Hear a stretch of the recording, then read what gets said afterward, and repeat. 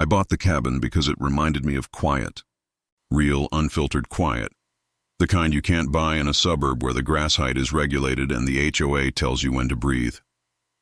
The lake was 3 hours from the city, deep in the pine woods of northern Michigan, and for the first time in a long while, I felt like I owned something no one else could touch.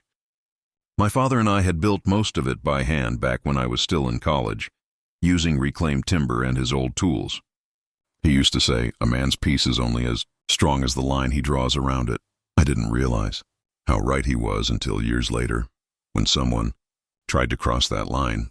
I live in a neighborhood ruled by the Maple Creek Homeowners Association. If you've ever dealt with an HOA, you know the type. Nosy, self-important, and convinced that a small title makes them gods of suburbia. The president, a man named Warren Halbrook, was the worst of them all. 49, silver hair, real estate money, and a smile that never reached his eyes. He could talk about community harmony while fining you for having your trash bin visible for an extra hour. He didn't see neighbors. He saw subjects. I kept my head down for the most part, paid my dues, kept my lawn tidy, and ignored the HOA drama. But Warren had a habit of pushing boundaries, and he loved to make examples of people, especially anyone who didn't bend to him. When he found out I owned property outside the HOA's reach, he called it a cute little escape from the rules. I didn't respond. But I saw the way he smirked when he said it, the way he looked at me like I was still under his thumb. That smirk stayed in my head. It started one summer weekend, a long one, right before Independence Day. The kind of weekend where every decent lakefront cabin is booked solid and the city empties out. I'd planned to head to my cabin that Friday night, just me, a cooler of beer, and some quiet fishing. But when I got there, my driveway was full of cars, shiny SUVs, sports sedans, and one rental van with a catering logo on the side. At first, I thought maybe I was on the wrong property. But no.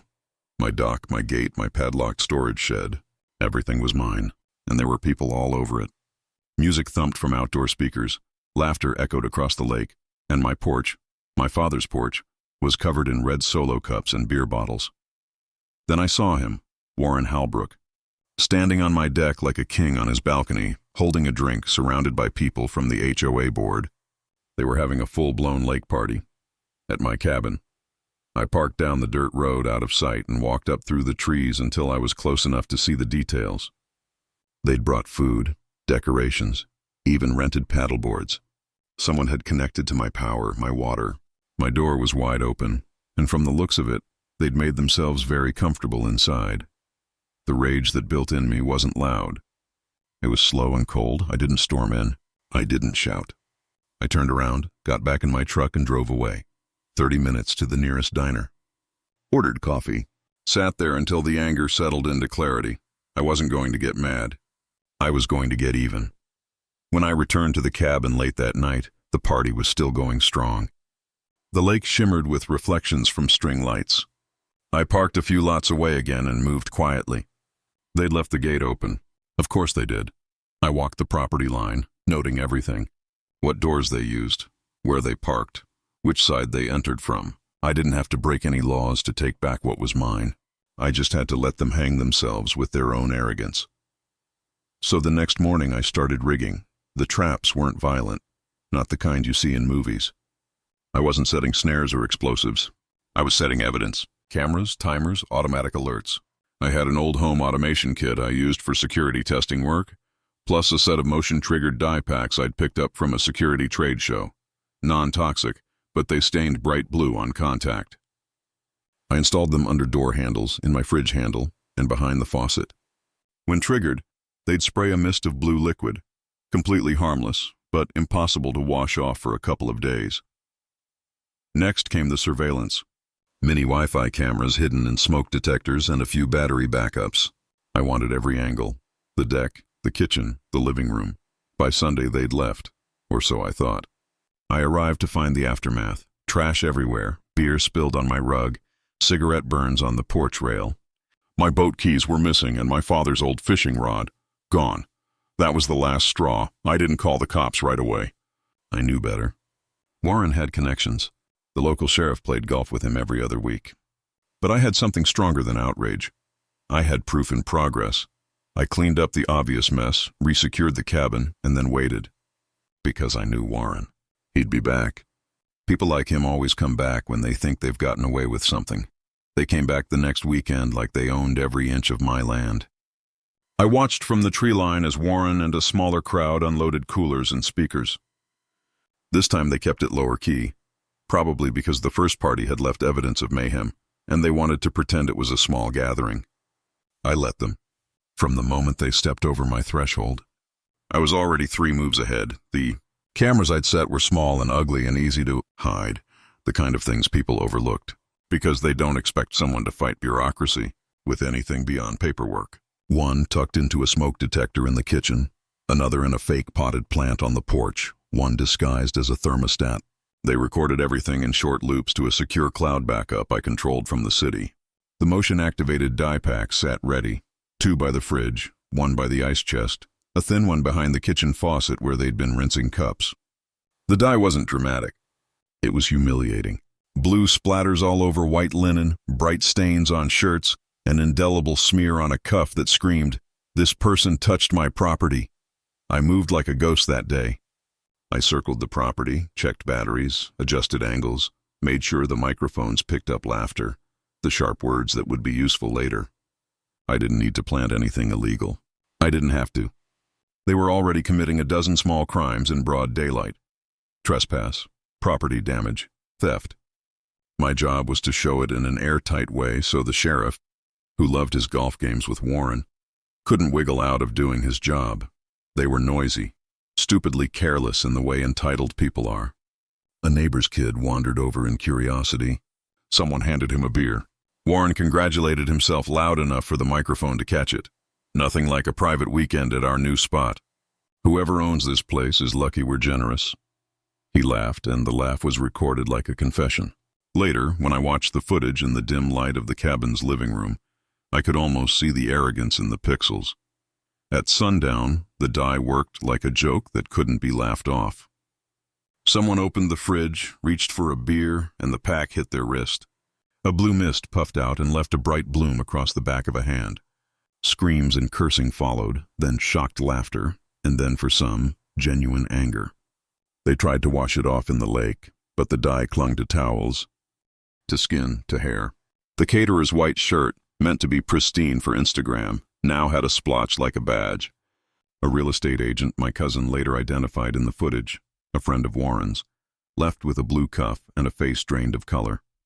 Someone made a video and posted it to their story within minutes. The blue stain glowed on the phone screen like a neon sign. I didn't confront them. I stayed quiet and made coffee, watched them humiliate themselves with every attempt to scrub the color out. The guilt that sometimes visits me, the what-if of escalation, stayed back in the corner. I kept reminding myself that this was evidence collection. This was documentation. This was a way to hold them accountable without becoming them. After the party, they left a car full of trash and a body of texts I'd later use to build a case. People tagged each other in posts, gloating. Someone uploaded a long reel, shot from multiple angles, panning over my porch and lingering on my father's carved wooden rocking chair, the one Warren had used as a prop to take a selfie. Everyone smiled for the camera, not realizing the camera I'd planted was taking the same wide shots, syncing time codes. Technology, I'd learned, is a double-edged sword. It gives power to the show-offs. It also gives power to the meticulous. I took the footage to a lawyer I trusted. Not an ambulance chaser, but a small-town civil attorney who drank black coffee and kept his office stacked with legal texts like a fortress. We watched the videos, froze frames on faces and labeled them: trespass, theft, destruction of property, intentional infliction of emotional distress. A strange-sounding count, but one that mattered when someone violates a home where a person grieves. The lawyer smiled once, a small private smile the way a man does when a puzzle finally clicks. "You're clean," he said. "You built a record that will hold up." He was right. My recordings were precise. Dates, times, images of the party and mid-buzz, the die, the people. I had GPS-stamped camera logs and cloud backups. I had social posts from their own phones and a few neighbors who'd complained that weekend about the noise. I had text threads where Warren bragged, messages he'd sent to board members boasting about how they'd reclaimed a lakeside asset. The lawyer told me to keep everything to myself. Publicity before filing would let them coordinate defenses. I agreed. I locked the footage in his secure portal and went home.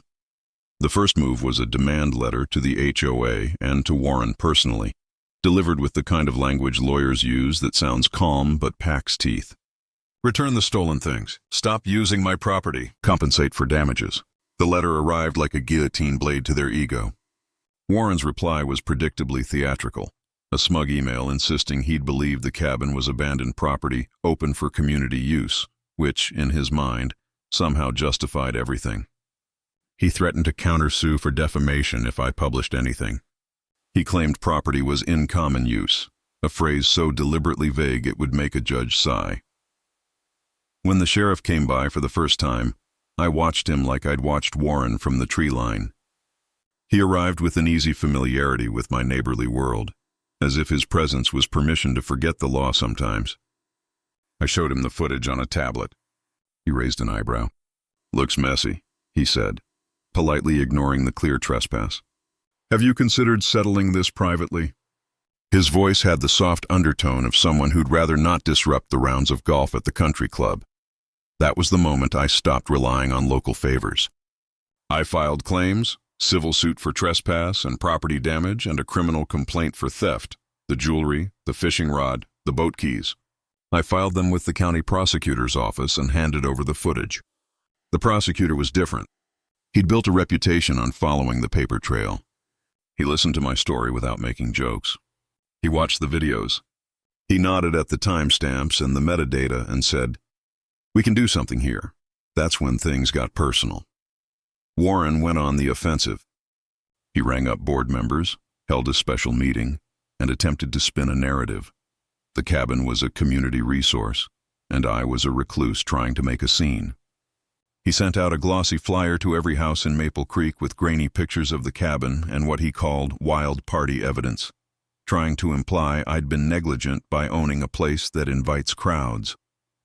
The HOA's newsletter, normally full of polite rules about mailbox decorations, began to run.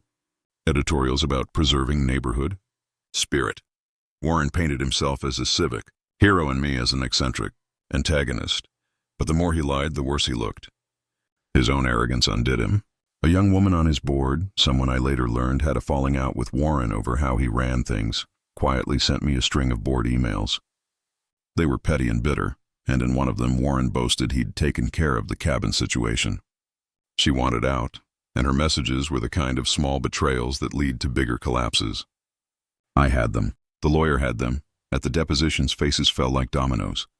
Warren tried to claim ignorance. Under oath, his version cohered into smaller and smaller lies until they snapped. The video was damning. Him stepping onto my dock, smiling into the camera he thought was for his Instagram, bragging about the party to someone whose name the recording later revealed.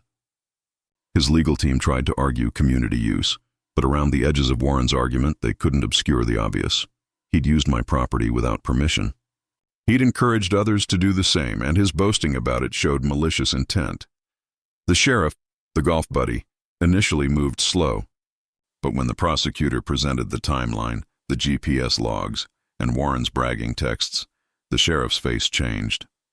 Neighborhood loyalty can be a strong thing, but no one likes to be embarrassed in public, and the public record was ugly. Charges were filed: trespass, petty larceny, and a misdemeanor count tied to willful property damage. Warren's political playbook didn't have an appendix for video evidence, owned by the victim showing, "You in the act." The HOA board held an emergency meeting in the clubhouse that felt more like a boardroom panic than a community gathering. When residents read the transcript of Warren's deposition and watched a few clips that were shown at a special meeting I didn't attend, the air shifted. People who had smiled at Warren at picnics and thanked him for his service suddenly remembered being fined for a chair color or embarrassed over a yard sign. The veneer of unity cracked into gossip and grievances. Someone raised the idea of recalling the entire board. The motion passed with a force that surprised me, and probably them. Then the articles started. County newspapers and a local TV station ran pieces after the prosecutor confirmed charges. The angle was irresistible. A HOA president abusing his power and hosting a party on private property. Journalists like stories that smell like hypocrisy. They wrote about community leaders, and entitled Oversight, and used contrasting photos of Warren grinning in a suit while my father's rocking chair sat forlorn on a stained porch. The public, as it does, decided quickly. Comments under the articles ranged from sympathy to righteous anger. Someone with more followers than they should have reposted my cabin footage next to Warren's boasting, and the timeline filled with blue stains like evidence in primary colors. Warren tried to fight back with lawyers and with denials on the HOA bulletin. He accused me of staging everything. It was a tired defense, one I'd heard before in other small-town scandals. He must be the one who did it. But the videos were time-stamped and cross-referenced with social posts made by the partygoers, showing the same events from different phones. Phones had become his undoing. The same technology he used to show off had created a chorus of corroboration. The criminal case moved slowly, but the civil motion accelerated. I wanted the legal record to show what had happened and to make sure no one else could use my place like a plaything. The judge signed a temporary injunction barring Warren and any HOA board member who'd been at the party from entering my property. The court ordered payment for damages and required the HOA to issue a formal apology to me, a humiliating document about misuse of private property printed on HOA letterhead. When the apology arrived, public and formal and written in the language of mortified lawyers, it felt like a small, precise thing, a public truth. But justice, I learned, comes in shades and margins.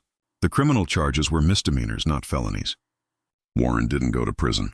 He was fined, put on probation, and required to perform community service for a county preservation group, which is to say, he got time to reflect while trimming hedges. The civil suit awarded me damages, modest but symbolic enough that people counted it as a loss for Warren. The HOA board faced a recall. Its bylaws were rewritten to limit a president's unilateral power.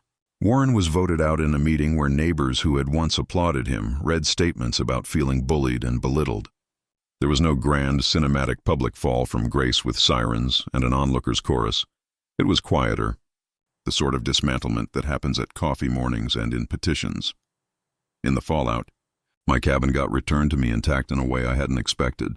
People brought ladders to fix what was broken. Neighbors I'd barely spoken to stopped by with condolences. And one of the board members who'd resigned brought a box of reclaimed nails my father had used when he built the place. Small reparations made out of real kindness. The local paper ran a photo of me on the porch with a line about a homeowner who fought back. I didn't like the attention, but I let it be. My father, absent now for years, would have understood the quiet of it. There were consequences for me too, emotional ones I hadn't budgeted. The entire episode had been a slow strip search of my beliefs about justice and ownership. I'd wanted to teach a lesson without becoming a vigilante. I'd wanted restitution, not blood. Some nights I lay awake wondering if I'd been petty, if the die was too juvenile, if the humiliation was a cruelty I had no right inflicting. The lawyer reassured me that what I'd done was a proportionate response and that the law had ultimately agreed. But legality and morality aren't the same thing. And being on the moral high ground is an unstable footing when you've set traps, even non-lethal ones, for people who never considered you an enemy. One thing kept me steady: the memory of my father's hands teaching me how to sand a plank until it felt like a promise. We'd built this place to be private because privacy was a kind of respect. What Warren had taken from me wasn't just timber and a fishing rod. It was the quiet that allowed grief and joy to grow without being performative. I wanted that back. I'd wanted him to learn a different kind of lesson, not thrum of revenge, but accountability. The court records, the apology, the recall, those were the lessons. They were enough. When the final judgment came through, it didn't feel like triumph. It felt like exhale. Months of depositions, hearings, counter motions, all of it funneled down into a few pages stamped by the court clerk. The document was brief, factual, damages awarded, injunction upheld, case closed. I remember holding the paper and realizing that justice in real life doesn't sound like applause. It sounds like the quiet hum of a courthouse copier. The news cycle moved on. Warren's face disappeared from the community newsletters, his name replaced by new officers trying to rebuild credibility. The HOA held barbecues and fundraisers trying to paint over the memory of his reign. I didn't attend. My peace wasn't in watching his empire collapse. It was in rebuilding what he'd stolen. My silence, my boundaries, my lake. I spent the next season repairing what they'd ruined. New porch boards, fresh stain on the deck, the smell of cedar and varnish cutting through the ghosts of beer and ash. Every nail I drove felt like punctuation. Every repaired plank a sentence closing a chapter. I repainted the front door, deep green, and replaced the lock with a heavy, industrial-grade deadbolt. Neighbors stopped by sometimes. They wanted to hear the story again in whispers. I could see it in their eyes. That hunger for schadenfreude, the thrill of watching a bully fall. But I didn't feed it. I'd say, it's handled, and change the subject. Because it wasn't about spectacle for me. It was about deterrence. About making sure that next time someone thought of trespassing, they remembered blue stains that didn't wash off, and a man who didn't flinch. Warren left the neighborhood a few months later. Rumor said he sold his house at a loss and moved 2 towns over, trying to start fresh. His LinkedIn said consultant.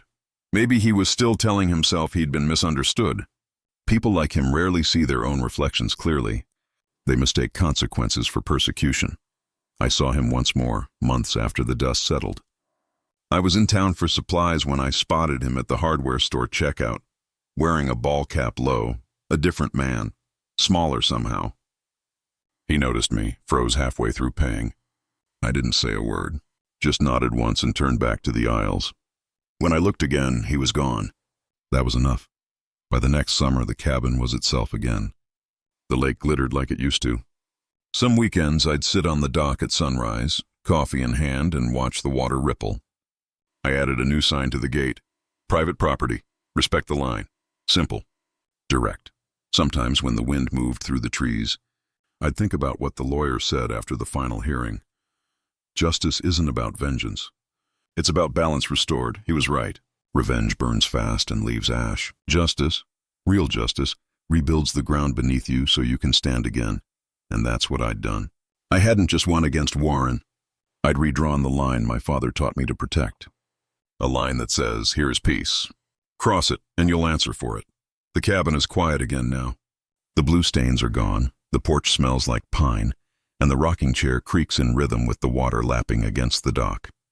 Sometimes I smile, thinking about the irony of it all, that the man who ruled with fines and memos was finally taken down by his own kind of paperwork. I still keep one of the dyed shirts, folded in a drawer, sealed in a plastic bag, a reminder that justice doesn't always roar. Sometimes it whispers in blue ink and legal letters. Sometimes it just means getting your quiet back. When I lock the cabin door and hear the click echo through the stillness, I know one thing with certainty. Warren Halbrook may have thought he could take over my lake cabin for a party, but he never understood the one rule that really mattered. You don't trespass on another man's peace, because some traps aren't meant to catch, they're meant to teach.